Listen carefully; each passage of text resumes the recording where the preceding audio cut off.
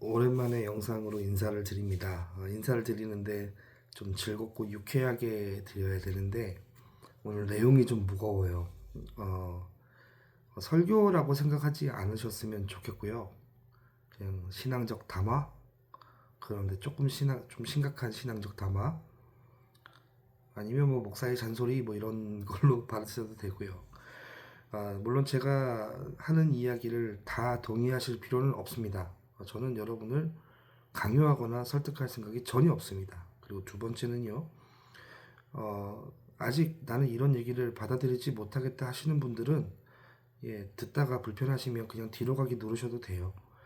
그리고 세 번째는 제가 그냥 싫으신 분들이 있잖아요. 그런 분들은 애초부터 클릭도 안 하셨겠지만 쟤 뭐야 이렇게 생각 드시는 분들은 그냥 뒤로 가기 누르시면 됩니다. 그게 여러분의 신앙과 정서에 도움이 될 거라고 저는 생각을 합니다. 일단 말씀 한 구절 읽겠습니다. 이사야 1장 11절에서 17절까지입니다. 여호와께서 말씀하시되 너희의 무수한 재물이 내게 무엇이 유익하뇨? 나는 순양의 번제와 살찐 짐승의 기름에 배불렀고 나는 수송아지나 어린 양이나 순염소의 피를 기뻐하지 아니하노라. 너희가 내 앞에 보이러 오니 이것을 누가 너희에게 요구하였느냐? 내 마당만 밟을 뿐이니라. 헛된 재물을 다시 가져오지 말라. 분향은 내게 가증히 여기는 바요.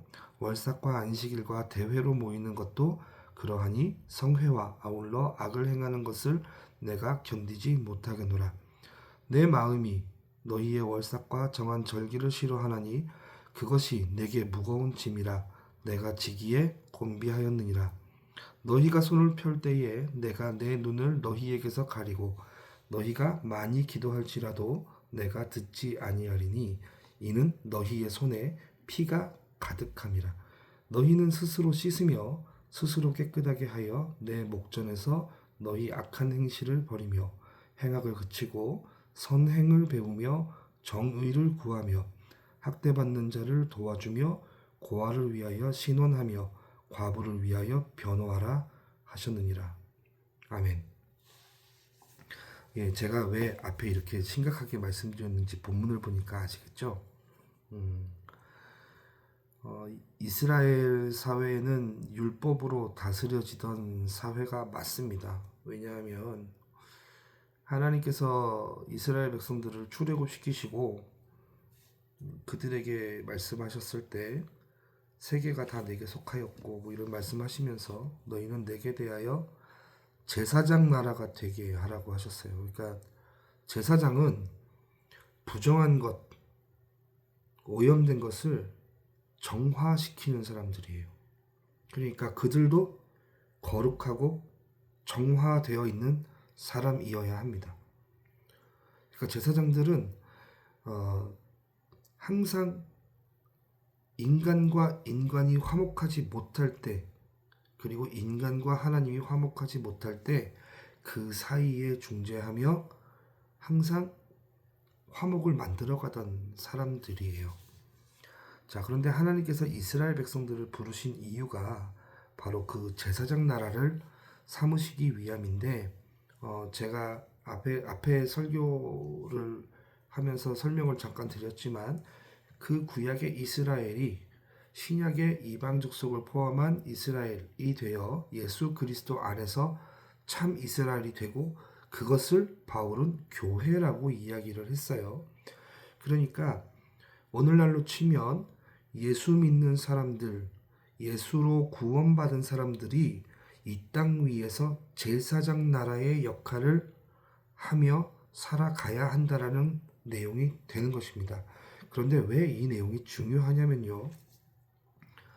제가 아까 전에 말씀드렸지만 이스라엘 사회가 율법으로 다스려지던 사회라고 말씀을 드렸어요. 자, 율법 안에는 제사법이 있죠. 그리고 그 시민으로서의 시민법과 도덕법이 있습니다. 자, 그런데 이스라엘 백성들은 그 율법을 지키면서 살아가는 것이 그 공동체 안에서 유지될 수 있는 방법이에요.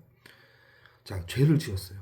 죄를 지으면 모세의 율법에 정한 바 재물을 가지고 와서 재물을 저희가 잡고 죽인 다음에 그것을 가지고 이제 제사를 지내는 거예요. 제사장이. 얼마나 무섭겠어요. 살아있는 동물을 죽여야 되는데 피가 막 낭자할 거 아니에요. 피가 낭자하고 막 어이구 그거 어떻게 합니까? 무서워서. 제가 물론 고깃집 가서 이렇게 잘 정리돼서 나온 고기는 먹어요. 그런데 지나가다 정육점 같은 데 지나가면 돼지 막 소 이렇게 걸려 있는 거 있잖아요. 저 무서워서 손도 못 대고 보지도 못합니다. 얼마나 무서워요. 근데 그건 이제 죽은 상태로 보는 거잖아요. 근데 심지어 이제 살아있는 걸 죽여야 되는 거예요. 왜 이렇게 잔인하게 제사를 지내려고 하나님이 고기를 좋아하십니까? 예. 그 동물을 잡을 때 내가 이렇게 죄 지으면 죽는구나라는 걸 보라는 거예요. 피값이라는 거예요. 그 충격입니다. 죄송합니다. 충격이에요. 자, 그렇게 제사를 지내다 보면 어떻게 해야 됩니까? 죄를 안 지으려고 발버둥을 쳐야죠. 율법을 어기지 않으려고 발버둥을 쳐야 돼요. 근데 이제 잡다 보니까 이골이 난 거죠. 별 감흥도 없어요. 그러니까 죄 짓고 편하게 죄 짓는 게 즐거우니까 나한테 유리하고 즐거우니까 제사 지내면 되지 뭐. 안식일을 규례 잘 준수하면서 잠깐 지키면 되지 뭐. 어쨌든 이 공동체 안에 유지만 되면 되니까. 여러분 그래서 이스라엘이 망하는 거예요. 이사야가 그러잖아요. 오늘 이사야 선지자가 하나님의 말씀을 대언하는데 하나님이 그 제사가 싫대요. 니네 모이는 것도 싫고. 이유가 뭐예요? 이유가 너희 손에 피가 너무 많이 묻었다는 거예요. 손에 피가.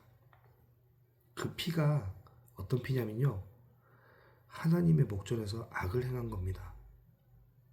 그래서 얘기하잖아요. 목전에서 하나님 여호와의 목전에서 죄를 짓지 마라. 악한 행실을 버리고 행악을 그치고 어떻게 하라고요? 학대받는 자를, 정의를 세우고 선함을 베풀고 고아를 과부를 위해서 신원하고 이런 얘기예요. 율법으로 다스려지던 사회의 핵심은 사람과 사람과의 화목이 중요합니다. 자, 지금 이걸 보니까 하나님께 제사를 지내는 거 하나님이 싫다고 하셨어요. 그 이유가 뭐냐면 악을 행하고 있다는 거예요. 누구에 대해서냐는 거예요. 누구에 대해서.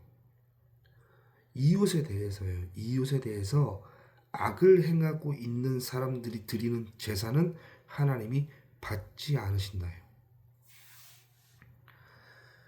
제가 누누이 말씀드리잖아요.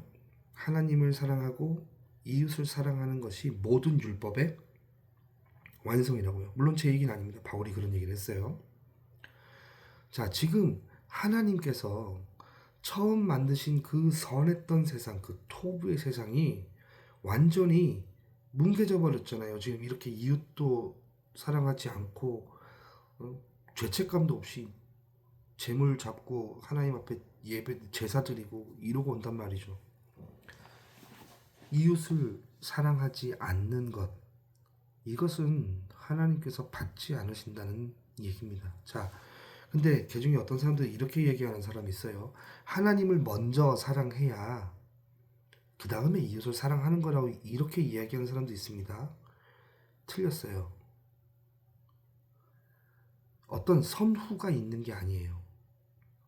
이거는 믿음과 행함이 분리되지 않는 것처럼 똑같은 겁니다. 하나님을 사랑하면 동시에 이웃을 사랑해야만 하는 겁니다. 아주 간단해요. 지금 성경의 원리가 그거예요. 이웃을 사랑하지 않으면 하나님 사랑하지 않는 거래요. 이웃을 사랑하지 않으니까 하나님 제사 안 받으시잖아요. 이게 먼저예요? 아니요. 이 행위를 통해서 하나님 사랑하는 걸 증명하는 거예요. 똑같은 거예요. 이거 한 가지 이야기예요. 한 가지 이야기. 자, 제가 뭐 이런 식의 설명은 그렇게 좋아하진 않지만, 자, 예수님의 십자가의 구속이요, 돌아가시면서 인간 대 인간의 화목을, 그리고 인간과 하나님의 화목을 위해서 돌아가신 거예요. 동시다발적인 거예요. 동일한 선상에 서 있는 겁니다. 그러니까 내가 한 주간을 살면서 누군가와 쳤었어요. 싸우거나 또는 내 마음에 그를 향한 미움이 너무 많아요. 물론 여러분 집에 있으면 늘 밉죠. 옆에 계시는 분들, 아니, 죄송합니다. 뭐 부부관계가 좋으신 분들은 마음에서 하루에도 몇 번씩 죽이잖아요. 저 화상을 어떻게, 예. 그러니까 우리는 항상 마음속에 죄를 가지고 산단 말이에요. 죄에 대한 욕망이 끌어오른단 말이에요. 항상 밖에 나가면 이웃과 화목해야 되는데 그렇지 않은 경우가 너무 많아요. 특히 여러분 스레드 보십시오. 똑같이 예수 믿는다고 말하는 그 사람들이요. 서로 싸워요. 이렇게 싸워요. 제 경우를 하나 말씀을 드릴게요. 저는 처음에 어떤 정치적으로 분리되는 거 별로 안 좋아했어요. 정치적으로 신념은 서로 다를 수 있고 생각은 다를 수 있는데 여러분들이 기독교인이면 서로 싸우지 말라고 얘기했어요. 근데 이제 점점 이제 사태가 이렇게 가고 있으니까 여러분 과격한 사람들이 나타나기 시작하죠. 저는 그 사람들에게 물어보고 싶어요. 정말 예수를 믿는 사람인지. 그게 좌든 우든 과격하게 서로를 대하고 있는 사람들, 서로 못 잡아먹어서 서로 까내리지 못해서 서로 미워하지 못해서 안달난 사람들, 그런 사람들 보면서 정말 그 사람들은 그리스도인들일까라는 고민을 해요. 저도 마찬가지입니다. 아마 이 영상을 보고 있는 여러분도 자유롭지 못할 거예요.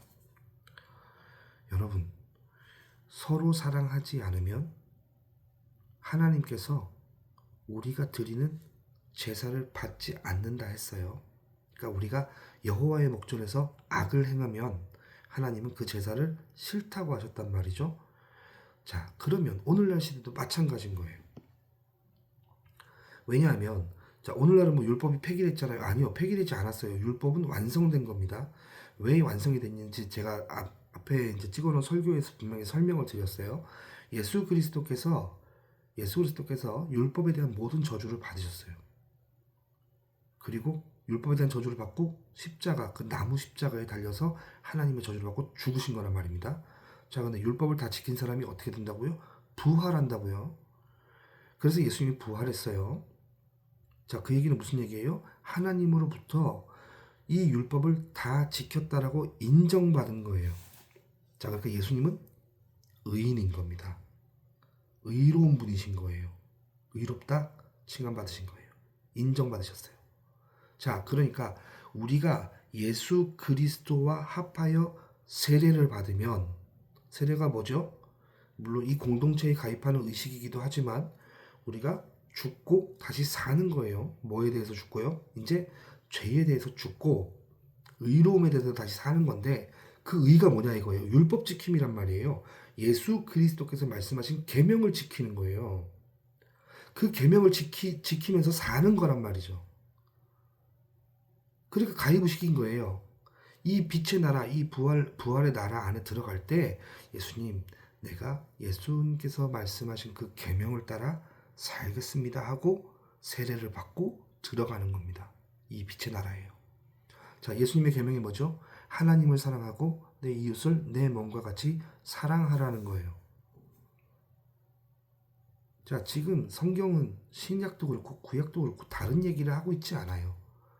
다 똑같은 하나의 이야기를 하고 있다는 겁니다. 바울은 이것을 표현할 때 뭐라 그랬냐면 율법을 다 지키는 것이 하나님의 사랑의 완성, 율법의 완성이 하나님의 사랑이라고 그래요. 하나님의 그 사랑함을, 이웃을 사랑하는 것이 율법의 완성이라는 얘기를 합니다. 이게 정확한 표현이에요. 율법의 완성이라는 표현을 해요. 자, 그러니까 이제 여기서부터 다시 한번 시작해 보자고요. 우리의 삶이 과연 하나님께서 받으실 만한 예배의 삶을 살고 있느냐라는 거죠. 정말 중요한 이야기예요. 이게 해결이 안 되면 저와 여러분은 교회에서 봉사하고 헌금하면서 죄 짓고 사는 거예요. 우리가 그거 하는 거 하나님 안 받으신다고요. 교회 가서 회개하면 되지 뭐. 여러분, 회개라는 게 완전히 돌아서서 다시는 그 길로 가지 않는 게 회개입니다. 됩니까? 날마다 우리가 죽어야 되는 거예요. 그러니까 우리가 이웃을 사랑하기 위해서, 선한 행실을 하기 위해서, 정의를 위해서, 가난한 자들 위해서, 학대받는 자들을 위해서, 바울은 그런 얘기예요. 심지어 원수의 굶주림까지도. 여러분, 이거 하지 않으면 하나님을 사랑하지 않는다는 걸 증명하는 거예요. 이웃을 사랑하지 않으면 하나님을 사랑하지 않는다는 걸 증명하는 겁니다. 마찬가지로요, 우리가 하나님을 사랑한다는 것을 이웃사랑을 통해서 증명하는 거예요. 제가 그랬죠. 이게 어떤 선우가 있는 게 아니란 말이에요. 여러분의 예배는 하나님께 잘 드려지고 있습니까? 저도 이 부분에 대해서는 할 말이 없어요. 저도 여러분과 같습니다. 저도 마음속에서 많은 미움들이 일어나고요. 저도 나 살기 위해서 누군가를 희생양으로 삼고 싶은 사람 중에 한 사람이에요. 다 그렇겠죠. 그런데 우리는 이것을 위해서 날마다 하나님 앞에 무릎 꿇고 기도해야 된다는 겁니다. 여러분, 기도가 뭔지 아세요? 누구는 되게 심각하게 그런 얘기 하더라고요. 올바른 믿음, 올바른 어떤 성경적 말씀 없이는 기도할 수 없다. 믿음 없이는 기도할 수 없다. 물론 저는 그렇게 치면은 신학자들만 기도해야 되고 목사만 기도해야 되는 그건 아니고요. 물론 하나님께서 알아서 들으실 거예요. 그런데 기도한다라는 것은 그 핵심적인 내용이 저거예요. 예수님께서 기도의 모범을 알려주시잖아요. 하나님 나라가 그 위에서 이루어진 것처럼 땅에서도 이루어지게 하소서. 그러니까 하나님의 뜻이 우리에게 이루어지는 게 기도입니다. 자, 그러면 하나님의 뜻이 우리에게 이루어지려면 결국 기도를 통해서 변하는 건 누구예요? 하나님이 그래 들어줄게가 아니라 하나님이 들어주시든 안 들어주시든 상관없이 내가 그 하나님의 의중에 맞춰지는 겁니다. 그러니까 반대로 이웃을 사랑하지 않고 누군가를 공격하고 미워하는 사람들은요, 기도하지 않는 사람들이에요. 심각하죠. 여러분, 그래서 우리가 이렇게 드리는 예배는요, 하나님이 오늘 그러시잖아요. 안 받는다고요. 신물이 나서 안 받는다고요. 안 받으신다고요. 여러분, 이런 예가 또 있죠. 가인과 아벨도 마찬가지예요. 거기서 그런 얘기 하잖아요. 아벨과 그의 재물, 가인과 그의 재물. 하나님께서 왜 모세를 통해서 이야기하실 때 그 사람과 그의 재물이라고 얘기를 했을까요? 그 사람의 일상적인 삶 속에서 하나님을 사랑하느냐를 보는 겁니다. 대번에 가인은 안 받으니까 그래버리잖아요. 이러고 죽여버리잖아요. 죽여버리고 하나님한테 시집거리잖아요. 그게 그 사람의 성정이었던 거예요. 마찬가지입니다. 여러분, 우리는 이웃을 사랑해야 됩니다. 이 이야기가 상당히 식상하게 들릴지 몰라도요, 이게 사실은 핵심이에요. 이거 안 하고 여러분 교회 다니시고 예배 드리시고 하는 거예요. 그거 다 하면서 죄 짓는 거예요. 반대로 말하면요, 여러분이 구원을 못 받았다는 증거가 될 수도 있어요. 무섭죠. 그러면 제가 어디 나가서 누군가를 돕고 누군가를 사랑하면, 선을 행하면 저는 구원을 받습니까? 아니, 또 그건 아니에요. 구원은 하나님의 절대적인 주권 안에 있는데, 우리가 정말 신앙을 고백하는 사람이라면 우리의 삶이 그렇게 나타난다는 거죠. 자, 그런데 이게 안 나타나면 뭐 해야 된다는 거예요? 기도해야 된다는 거예요. 그래서 기도하고 하나님의 뜻에 내 뜻을 맞춰가면서 나를 낮추고 날마다 이웃을 사랑하기에 힘써야 되는 겁니다. 물론 안 되는 거 사실이에요. 맞아요. 그것을 위해서 그렇게 살면서 교회 공동체 안에서 서로 야, 이게 안 되더라 이러면서 서로 격려하고 서로 위로하고 그런 걸 더 잘해보자라고 으쌰으쌰 해서 잘 가르쳐서 밖으로 보내는 거예요. 그게 교회입니다. 그리고 이게 하나님을 사랑하는 거예요. 제발 우리 스레드 할 때는 서로 싸우지 맙시다. 다르면 다르게 인정해줘요. 넘어가요. 죽도록 싸우면서 주일날 교회 가서 헌금하고 봉사하고 그게 뭐 하는 짓이냐는 말이에요. 하나님께 진정한 예배자로 선다는 것은 날마다 우리의 자신을, 우리의 소욕을 이루고 싶은 이 육신의 모든 것들을 쳐서 복종시키는 훈련인 거예요. 이것을 다른 말로 경건이라고 합니다. 우리가 그런 기도와 그런 삶을 살기 위해서 꾸준히 우리를 연단하고 훈련할 필요가 있어요. 그리고 하나님 앞에 이웃을 위해서 하지 못했던 것들, 그것들 하나님 앞에 다시 반성하고 회개하면서 우리의 것을 흘려보내야 됩니다. 그게 교회가 그리고 성도가 해야 될 일이라고 저는 믿습니다. 제가 처음에 말씀드렸다시피 이 얘기에 다 동의하지 않으셔도 돼요. 이게 부담스러우시다면 그냥 못 들은 척 하셔도 됩니다. 그러나 이 이야기가 끝까지 남아있을 겁니다. 혹여라도 이 이야기가 기억이 나신다면 저를 위해서 그리고 여러분을 위해서 우리 함께 기도하면서 격려하면서 그리고 사랑하면서 그렇게 이 땅 위에서 하나님의 나라를 누려갔으면 좋겠습니다. 감사합니다.